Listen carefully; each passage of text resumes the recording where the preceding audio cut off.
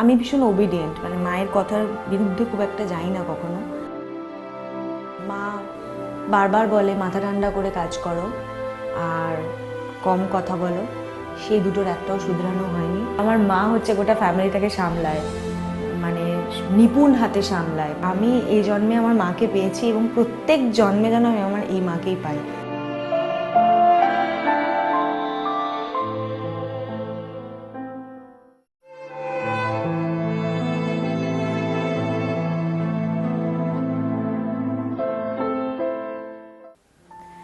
আমার কাছে আমার মা হচ্ছে আমার সব।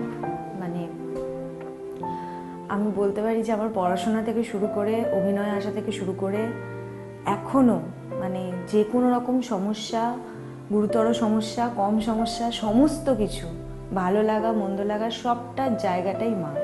কারণ মা ছাড়া আমি ছোটোবেলায় এতটা ডিপেন্ডেন্ট ছিলাম মায়ের ওপরে।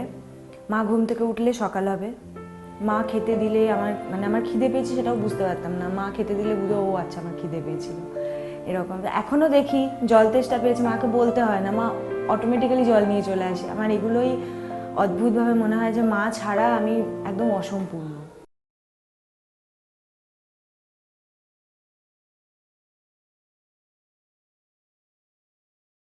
মানে আমার মাতে যে চরিত্রটা, তার মায়া মমতা স্নেহ তো আপনারা দেখেছেন, গোটাটাই আমার মাকে কপি করা বলা যেতে পারে।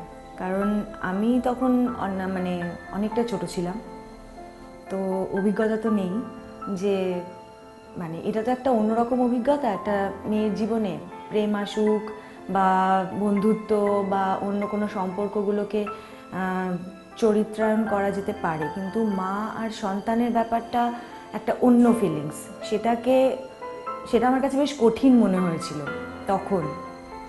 তো আমি সম্পূর্ণভাবে মায়ের হেল্প নিয়েছিলাম। মানে মা আমাকে ঠিক যেভাবে আদর করতো, আমি কাঁদলে মা আমাকে যেভাবে ভোলাতো, সেগুলো সব কিছু মনে করে সবটা দিয়ে চরিত্রটাতে ভরিয়েছিলাম। তো ওটার মধ্যে আমার মাই প্রতিফলিত হতো।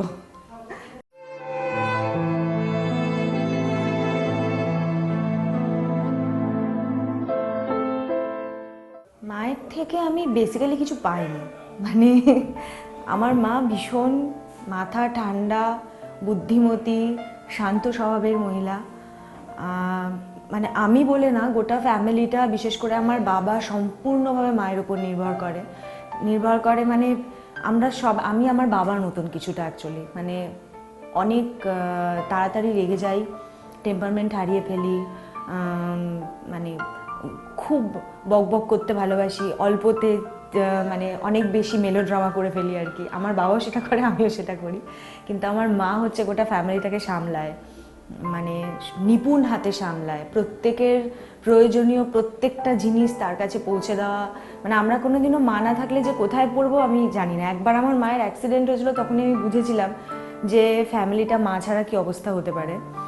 তো সেই কারণে মায়ের থেকে সিরিয়াসলি আমি সেরকমভাবে কিচ্ছু পাইনি। তবে দেখতে খানিকটা হয়তো মায়ের মতন, সেটা বাইরের লোকজন বলে, আমার মনে হয় না।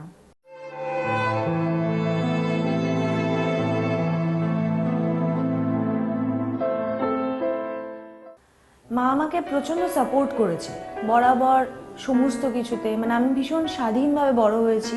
আমার বাড়িতে কোনো রোক টোক ছিল না যে এখানে যেতে পারবে না, এই জামা পরতে পারবে না বা কিছু।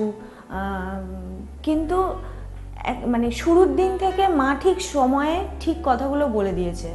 যেরকম ছোটোবেলার পড়াশোনার সময় মা আমাকে বলতো যে পরীক্ষার সময় ভয় পেও, রেজাল্ট বেরোনোর সময় নয়। তো জানি পরীক্ষার আগে মা মারতো, বকতো, পড়াশোনা করতে চাইতাম না, সব কিছু হতো, কিন্তু রেজাল্ট বেরোনোর পরে কোনোদিন মা বকেনি। এবং রেজাল্ট মানে যখন ফাইনাল ইয়ারের রেজাল্ট আনতে যাওয়ার সময় হয়েছে, তখন মা বলেছে যে যাই রেজাল্ট হোক তুমি বাড়ি আসবে। মানে মা বুঝতো। আমি কোনোদিন ছোটোবেলায় বুঝতে পারিনি যে মা কীভাবে আগলে রেখেছে, কিন্তু বড় হয়ে যখন বাইরের জগতে পা রেখেছি তখন বুঝেছি যে ও আচ্ছা, এটা তো মা করে দিত, এবার এটা আমাকে ভাবতে হবে আমার নিজেরটা। তো সেই রকম আর কি। ছোটো থেকে পড়াশোনা মাই দেখতো, খাবার দাবার পছন্দ অপছন্দ সমস্তটাই, আমার জামা কাপড়ও মাই সিলেক্ট করে দিত, আমি একদম বুঝতে পারতাম না। সেই কারণে আমার ডিপেন্ডেন্সটা একটু অন্য লেভেলের মায়ের উপরে, মানে খুবই বেশি। তো সেই কারণে এখনও বলতে গেলে মা আগলে রেখেছে, মেন্টালি বিশেষ করে।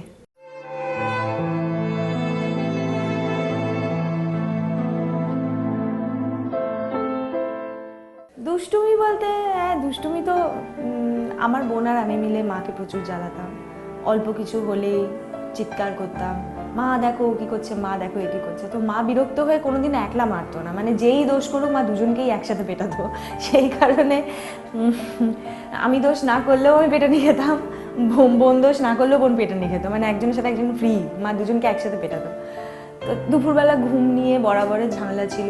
মা চাইতো আমরা দুপুরে ঘুমোই, যাতে আমি সন্ধ্যেবেলা ভালো করে পড়াশোনা করতে পারি।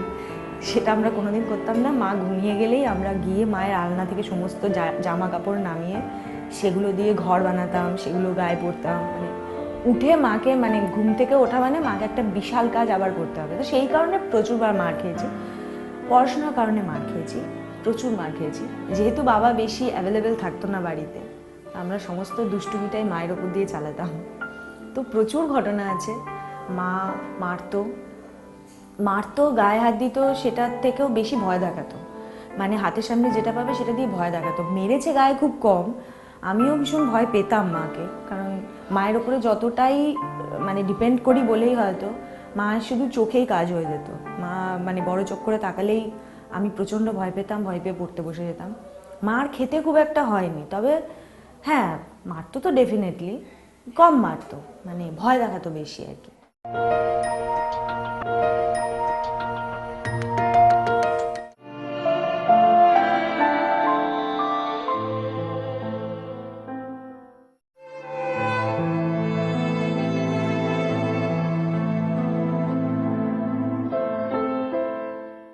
হ্যাঁ, আড়াল তো করে বলতে ছোটোখাটো ব্যাপার বলতে, যেমন আমার চশমা ছিল, তো যখন এই চশমা বাবা কিনে দিয়েছে আমার প্রত্যেক সপ্তাহে চশমা ভাঙতো।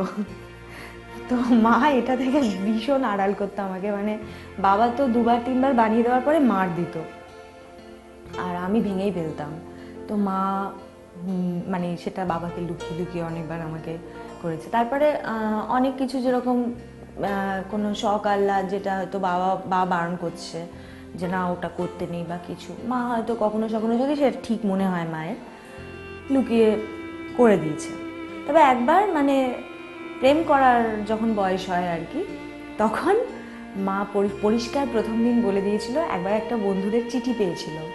তো আমি মানে খুব একটা এগুলো করিনি, প্রেম টেম, তো বন্ধুরা করতো, আমি মানে সঙ্গে থাকতাম আর কি, সেটা মা জানতো। তো মা এরকম একটা চিঠি পেয়েছিল একবার, তারপর আমাকে বলে দিয়েছিল যে তোমার যদি কোনোদিন কাউকে পছন্দ হয় তুমি এসে আমাকে বলবে, আমি তাকে বাড়িতে ডেকে চা খাওয়াবো, কিন্তু তুমি কোনো বনে বাজারে দেখা করতে যাবে না। তো এরকম মানে মা ঠিক সময়ে আমাকে বুঝিয়ে দিয়েছে যে এরপরে এটা আসতে পারে, সো প্রিপেয়ার ফর দ্যাট, মানে এটা করবে না, এটা করবে। সেই জন্য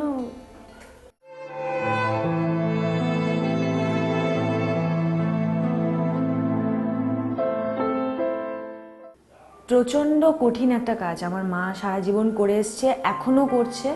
এখন আমি নিজে বুঝতে পারি, কারণ হচ্ছে আমি বাইরে কাজ করছি, তো আমার একার একটা সংসার আছে, সেটার কাজগুলো আমি ঠিকমতো করে উঠতে পারি না, মানে ঠিকমতো করে সময় ম্যানেজ করতে পারি না। তারপরে তো আত্মীয় স্বজন বন্ধু বান্ধব সেখানে যাওয়া অ্যাটেন্ড করা, সেগুলো তো মানে আমি আনসোশালের পর্যায়ে পৌঁছে গেছি, মানে আমাদের এখানে সবাই তাই মোটামুটি হয়ে থাকে, কোনো বিয়েবাড়ি যাওয়া হয় না, কোথাও যাওয়া হয় না। কিন্তু আমার মা মানে গোটা ফ্যামিলিতে যত রিলেটিভ আছে তাদের সঙ্গে রীতিমতো, এটা একটা কাজ, মানে এটা একটা বিশাল কাজ আমার মনে হয়, সবার সাথে যোগাযোগ রাখা, ঠিক টাইমে খবর নেওয়া, তারপরে পরিবারের প্রত্যেকটা লোক কখন বেরোবে কখন ঢুকবে তাদের সমস্ত কিছু ম্যানেজ করা, প্লাস নিজেকে সময় দেওয়া, মানে আমার পক্ষে এটা নেক্সট ইম্পসিবল যেটা আমার মা করেছে। তো মা ভীষণ দক্ষ, তাই করতে পেরেছে। প্লাস আমাদেরকে সামলানো, পড়াশোনা করা, আমি পুরোপুরি মায়ের কাছে পড়েছি ছোট থেকে, একদম কলেজে পৌঁছানোর পরে আমি টিউশন নিয়েছি, তার আগে অবধি মাই পড়িয়েছে আমাকে। সো আমার মনে হয় মানে আমার মা পড়াতে পড়াতে খাওয়াতো, রান্না করতে করতে পড়াতো, আমার পক্ষে সেটা সম্ভব না। আর কোনো দিন খাওয়া দাওয়াতেও মানে সমস্ত রান্না মা করতো, সেই কারণে আমার মনে হয় মায়ের কাজটা মানে আমি কোনো দিন পারবো না। আমার তো মনে হয় মা এখনো সবসময় আমার সঙ্গে থাকুক, তাহলে আমার ভালো হয় আর কি।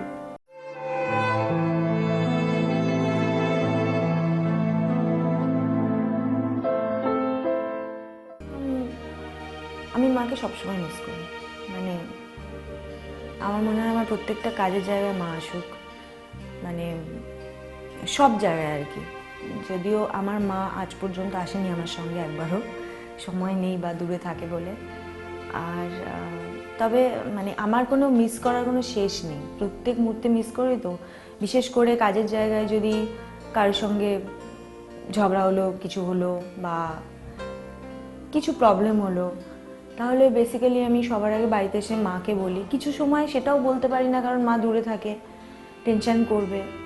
তো সেসব ক্ষেত্রে আরও বেশি। তবে হ্যাঁ, এখন যেরকম প্রথম প্রথম এসে যতটা করতাম, এখন অনেকটা সামলে গেছে। মানে এখন অনেকটা নিজে মায়ের মা হওয়ার চেষ্টা করছি। মা আস্তে আস্তে মায়ের বয়স হচ্ছে সেটা বুঝতে পারি। মিস করার ব্যাপারটা আগের থেকে হয়তো একটু কমেছে, মানে কাজের প্রয়োজনে বা বাস্তবে সামনাসামনি এসে। কিন্তু মানে মাকে মিস করাটা স্টিল প্রত্যেকটা মুহূর্তে আমার কাছে আছে।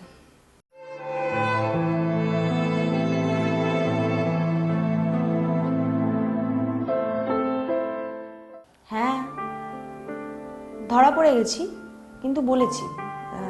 পড়ে বন্ধুদের সঙ্গে একটা বন্ধু তার বয়ফ্রেন্ডের সঙ্গে দেখা করতে যাবে, আমি গাড়ি করে নিয়ে গেছিলাম। মাকে বলেছিলাম স্যার পড়াচ্ছে। তো মা তখন কিছু বলেনি যদিও, এখন বলে আমি জানতাম। বলেছি, বানিয়ে বানিয়ে কথা বলেছি।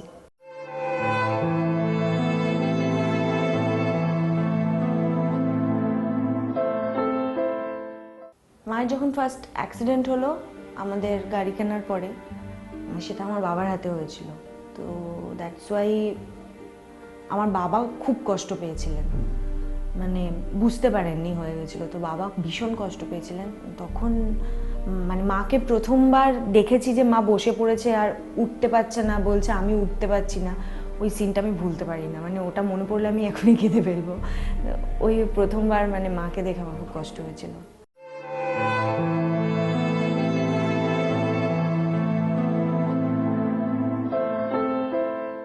মা বারবার বলে মাথা ঠান্ডা করে কাজ করো আর কম কথা বলো। সেই দুটোর একটাও শুধরানো হয়নি, আর আমার মনে হয় না সেটা শুধরোবে। তো এখনো প্রচণ্ড মাথা গরম, আর আমি প্রচুর বকবক করি।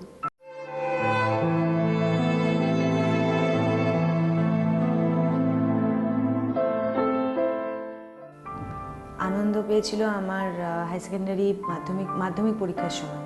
আমি প্রচণ্ড ফাঁকিবাজ ছিলাম, আর সবাই বলেছিল যে ও পড়াশোনা করছে না, 10 দিন আগে অবধি ঘুরে বেড়াচ্ছে, টিভি দেখছে, সুতরাং ও ফেল করবে। আমার স্যাররাও বলেছিল আমি ফেল করবো।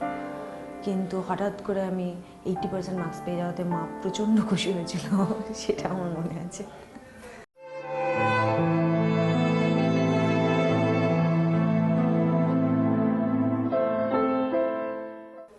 প্রথমবার আমি টিউশন পড়িয়ে কিছু টাকা পেয়েছিলাম, তো সেটা দিয়ে মায়ের জন্য কাপ ডিশ কিনেছিলাম।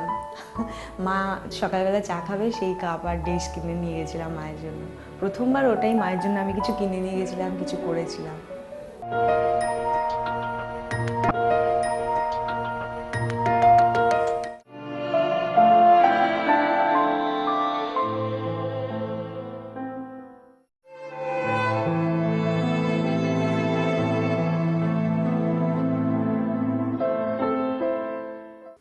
ঝগড়া বেসিক্যালি মায়ের সাথে আমার হয়ই না।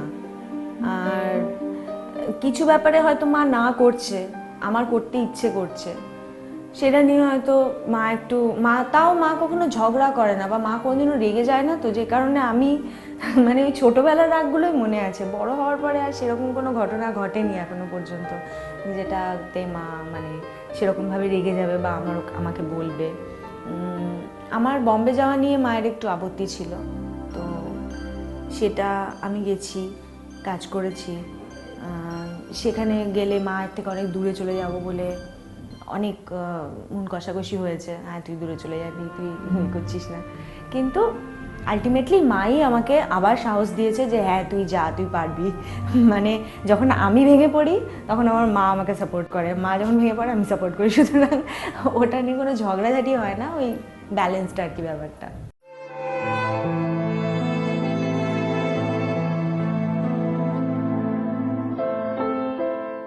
গোটাটাই, মানে আমি যখন প্রথমবার আমি মানে পড়াশোনার দিকে আমাদের ফ্যামিলিতে ভীষণ একাডেমিক কেরিয়ারে বিশ্বাসী, তো আমাদের ফ্যামিলিতে কেউ কখনো অভিনয় করেনি।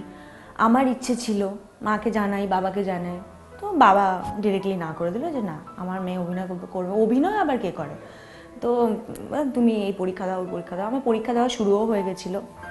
তো সেই সময় আমার মাকে মানে আমি খুব কান্নাকাটি করতাম মাঝে মধ্যে, পড়তে আমার ভালো লাগছে না। তো মা একদিন হঠাৎ বাবাকে যে কখন বোঝালো আমার চোখের আড়ালে, আমি নিজেও জানি না, বাবা হঠাৎ এসে বললো কলকাতা যাবে। মানে এরকম হলো ব্যাপারটা। তো Kolkata film and television institute যেটা আছে, ওখানে আমার বাবা আমাকে ভর্তি করে দেয়। তো সেই স্টেপটুকু যে বাবা নিয়েছিল সেটা আমার মায়ের কারণেই নিয়েছিল। আর এখনও মানে সারা জীবন আমি জানি আমি পাবো। আমার বাবা মা দুজনে আমাকে এত সাপোর্ট করে, এটার ম্যাক্সিমাম কৃতিত্বটা আমার মায়েরই।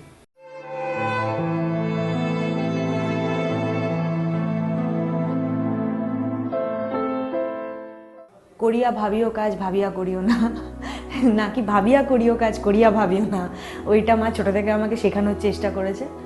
তো সেই কাজটা মানে সেটা আমি আজও অবধি শিখে উঠতে পারিনি। আমি একটা কিছু করে ফেলার পরে ভাবি যা এটা না করলেও হতো বা এটা না বললেও হতো, সেগুলো মা সবসময় বলতে থাকে। আর মায়ের কাছে একটা জিনিস আমি শিখেছি যে পৃথিবীতে কারোর সাথে কাউকে দুঃখ দিতে নেই, তার যদি কোনো কিছু নিয়ে কষ্ট থাকে তাকে বলতে নেই।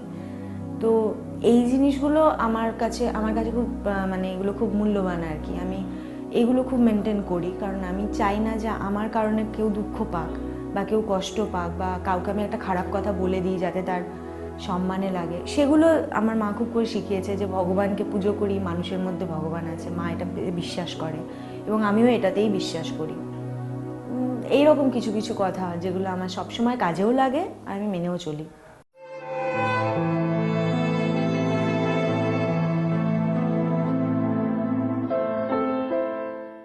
মায়ের ভালো লাগার মধ্যে হচ্ছে প্রচণ্ড পরিশ্রম, যেটা আমি করতে পারি, যেটা আমার মধ্যে যেটা আছে সেটা ভালো লাগে। আর মায়ের ডায়েট করা একদম পছন্দ নয়, যেটা আমি করি মায়ের ভালো লাগে না। এরকম কিছু জিনিসপত্র আছে, মানে খুব সিরিয়াস কিছু নেই, কারণ আমি বেসিক্যালি মা যেগুলো বলে মানে আমি ভীষণ ওবিডিয়েন্ট, মানে মায়ের কথার বিরুদ্ধে খুব একটা যাই না কখনো। তো আমি ওই যেটা বললাম আগেও আরেকবার বললাম যে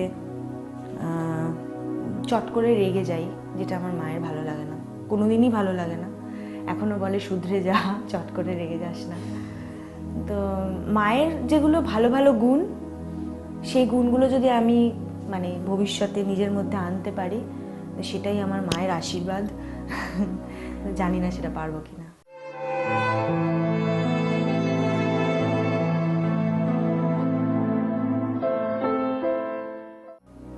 আমার চোখে আমার মায়ের অন্যায় মানে দোষ আর গুণ একটাই, আমার মা ভীষণ স্নেহপ্রবণ। মা এতটাই স্নেহ করেন, এতটাই ভালোবাসেন এবং আমাদের সমস্ত মানে খারাপ জিনিসগুলোকেও মা নিপুণ হাতে নিজের মতো করে সাজিয়ে নেন, সেগুলোকে মেনে নেন। এগুলো যেরকম আমাদের কাছে প্রচণ্ড ভালো, যেই কারণে আমার মা আমার কাছে শ্রেষ্ঠ। ঠিক সেই কারণে আমার মনে হয়েছে যে মা যদি এতটা স্নেহপ্রবণ না হতো তাহলে বাইরে বেরিয়ে মায়ের জন্য এতটা কষ্ট হতো না। কারণ আমার বন্ধুদেরকে দেখেছি মারা তাদেরকে মারতো বা কিছু করতো, আমার মা সেটাও করতো না, মানে এতই ভালোবাসা। তো একটা জিনিস আমি বলে শেষ করতে চাই যে আমি এই জন্মে আমার মাকে পেয়েছি এবং প্রত্যেক জন্মে যেন আমি আমার এই মাকেই পাই। মানে আমি আর কিচ্ছু চাই না ভগবানের কাছে, এই মাকে নিয়েই আমি থাকতে চাই।